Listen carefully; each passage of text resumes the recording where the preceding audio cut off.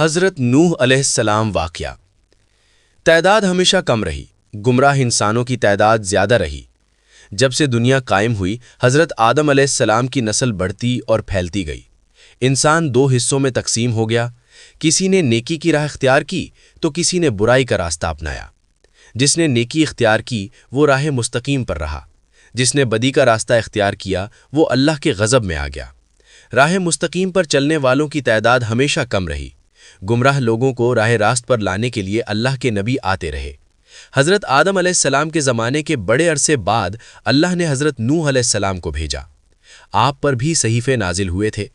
حضرت نوح علیہ السلام اللہ کے نبی تھے۔ آپ کو آدم ثانی بھی کہتے ہیں۔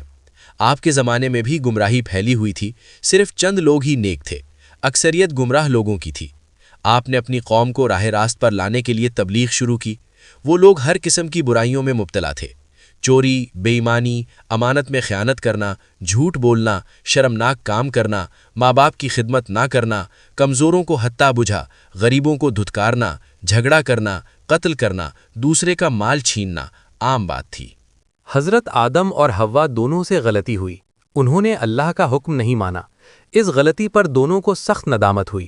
آدم نے اللہ سے معافی طلب کی اور دعا کی کہ اے میرے رب، ہم نے اپنے نفس پر ظلم کیا، اگر آپ ہم پر رحم نہ کریں اور ہماری مغفرت نہ کریں تو ہم نقصان اٹھانے والوں میں ہوں گے۔ اور کہا کہ تم ایک دوسرے کے دشمن رہو گے اور ایک خاص وقت تک تم دونوں کو زمین پر رہنا ہے۔ میری طرف سے کوئی ہدایت آئے تو جو شخص اس ہدایت کو مانے گا اسے کسی بات کا اندیشہ ہوگا، نہ کوئی غم۔ جو میری نصیحت سے منہ موڑے گا اس کے لیے دنیا میں زندگی تنگ ہوگی اور قیامت کے روز اس کو اندھا اٹھائیں گے۔ کریں یہی عبادت ہے۔ عبادت نیکی ہے، نیکی عبادت ہے۔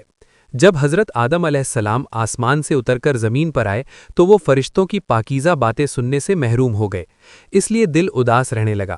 آپ نے اللہ سے دعا کی اور عرض کیا کہ میں تو فرشتوں کی صحبت سے محروم ہو گیا ہوں۔ اس پر اللہ نے فرمایا، آپ مکہ معظمہ جائیں، وہاں میرا گھر تعمیر کریں، اس کا طواف کریں اور نماز پڑھیں۔ چنانچہ آپ علیہ السلام جبرائیل امین کے ساتھ مکہ معظمہ گئے، وہاں کعبہ کی بنیاد کی، نماز پڑھی اور طواف کیا۔ حضرت آدم علیہ السلام کے واقعے سے ہمیں سبق ملتا ہے کہ جس کام کو اللہ نے کرنے سے منع فرمایا ہے وہ نہ کریں، جو کام کرنے کا حکم دیا ہے وہی کریں۔ ابلیس نے کہا، میں تیرے بندوں کو گمراہ کروں گا اور ہر طرف سے ان کو گھیرے میں رکھوں گا اور وہ تیری شکر بھی نہیں کریں گے۔ ابلیس نے کہا، میں تیرے بندوں کو گمراہ کروں گا اور ہر طرف سے ان کو گھیرے میں رکھوں گا اور وہ تیری شکر بھی نہیں کریں گے۔ اللہ تعالیٰ نے حضرت آدم علیہ السلام کو حکم دیا کہ اے آدم، تم اور تمہاری بیوی بہشت میں رہو اور جو کچھ کھانا ہے فراغت سے کھاؤ، اور ایک خاص درخت کی طرف اشارہ کرتے ہوئے کہا کہ اس درخت کی طرف نہ جانا ورنہ تم ظالم قرار دیے جاؤ گے۔ چنانچہ آدم اور حضرت بی بی حوا آرام سے رہنے لگے تو شیطان نے دونوں کے دلوں میں وسوسہ ڈالا کہ تمہارے رب نے تم دونوں کو اس درخت کے قریب جانے سے اس لیے منع فرمایا کہ کہیں ایسا نہ ہو کہ تم ہمیشہ ہمیشہ کے لیے زندہ رہنے لگو۔ میں تمہارا خیر خواہ ہوں اور تم دونوں کی بھلائی چاہتا ہوں۔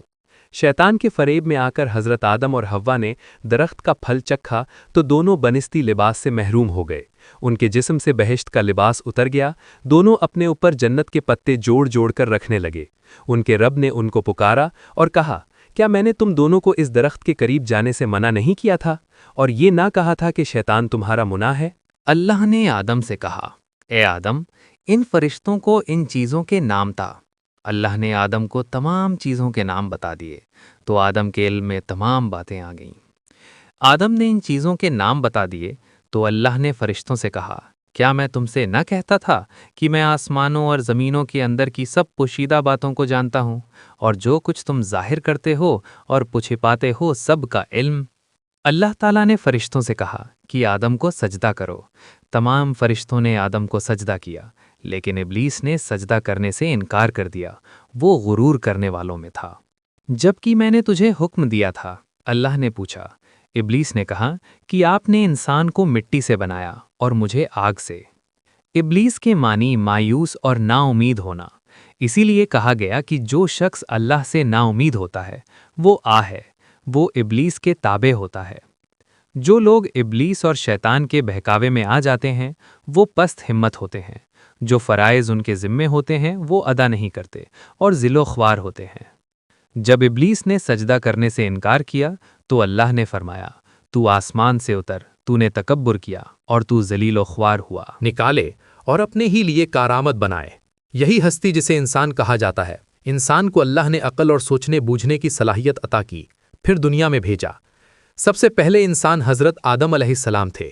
انسان کی نسل حضرت آدم علیہ السلام سے چلی اور تمام انسان حضرت آدم علیہ السلام کی اولاد ہیں۔ اللہ تعالیٰ نے حضرت آدم علیہ السلام کو پیدا کرنے کے لیے ارادہ ظاہر کیا اور فرشتوں سے کہا، میں زمین پر اپنا خلیفہ بنانے والا ہوں۔ اس پر فرشتوں نے اعتراض کیا اور کہا کہ آپ زمین پر انسان کو پیدا کرنے والے ہیں، انسان تو زمین پر فساد برپا کرے گا اور خون بہائے گا۔ ہم تو تیری پاکی بیان کرتے ہیں اور تیرا شکر مجا لاتے ہیں، کیا ہم عبادت کے لیے؟ اللہ نے فرمایا، جو میں جانتا ہوں وہ تم نہیں جانتے۔ پھر اللہ نے خود اپنے ہاتھوں سے حضرت آدم علیہ السلام کا پتلا بنایا، پھر اسے سنوارا اور اسے مناسب شکل دی۔ اس کے جسم کا ہر حصہ خوبصورتی کے ساتھ بنایا۔ پھر اس مٹی کے پتلے میں اللہ نے اپنی روح پھونکی۔ پھر اللہ نے فرشتوں سے پوچھا کہ چیزوں کے نام بتاؤ اگر تم سے ہو۔ فرشتوں نے جواب دیا، ہم نہیں جانتے، سب سے زیادہ تو آپ جاننے والے ہیں، ہم کو تو بس اتنا ہی علم ہے جو آپ نے ہم کو سکھایا ہے، آپ کے علم اور برکت والے ہیں۔